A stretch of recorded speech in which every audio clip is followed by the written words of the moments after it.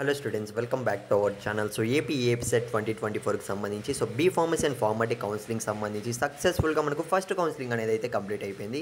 So first counselling అయిపోయిన తర్వాత కూడా మనకు సీట్లు అనేవి ఇంకా మిగిలే ఉన్నాయా అన్న విషయానికి వస్తే ఇంకా చాలా సీట్లు అయితే మిగిలే ఉన్నాయి గైస్. సో ఈ వీడియోలో అయితే నేను చాలామంది స్టూడెంట్స్ అయితే బాధపడుతున్నారు. సో దాని గురించి అయితే మాట్లాడాలనుకుంటున్నా. ఎందుకంటే ఫస్ట్ కౌన్సిలింగ్లో చూసుకున్నట్టయితే అన్న నాకు మంచి ర్యాంక్ వచ్చింది, SC క్యాస్టే, so ST క్యాస్టే, BC క్యాస్టే, so OC caste కూడా నాకు సో ఎస్పెషలీ 20K ర్యాంక్ అయితే వచ్చింది. సో ఎస్సీ క్యాస్ట్కి అయితే నాకు 40K ర్యాంక్ అయితే వచ్చింది. అయినా కూడా నాకు ఫస్ట్ కౌన్సిలింగ్లో సీట్ అనేది అలాట్ కాలేదన్న.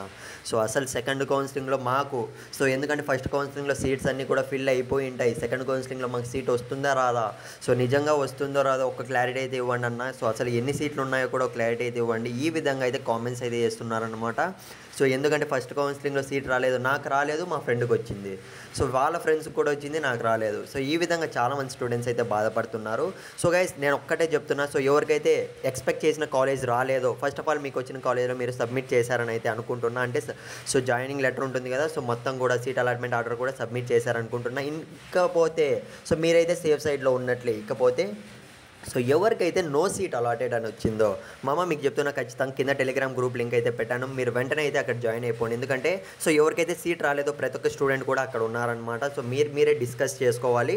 సో ఎందుకంటే సో మోస్ట్లీ మీకు సెకండ్ ఫేజ్లో ఖచ్చితంగా మీకు సీట్ రావాలి. సో ఆ విధంగానే ట్రై చేద్దాం. వెబ్ ఆప్షన్స్ ఏ విధంగా ఇవ్వాలి మొత్తం కూడా డిస్కస్ చేద్దాం. ఎందుకంటే సో మీ ఇంట్లో ప్రెషర్ ఎలా ఉంటుందో కూడా నాకు తెలుసు, నేను అర్థం చేసుకోగలను. సో ఎంతోమంది స్టూడెంట్స్కి అయితే నేను కూడా హెల్ప్ చేశాను. వాళ్ళు కూడా ఇప్పుడు సో సక్సెస్ఫుల్గా కాలేజ్లో చదువుకుంటున్నారు కూడా. మళ్ళీ చెప్తున్నా,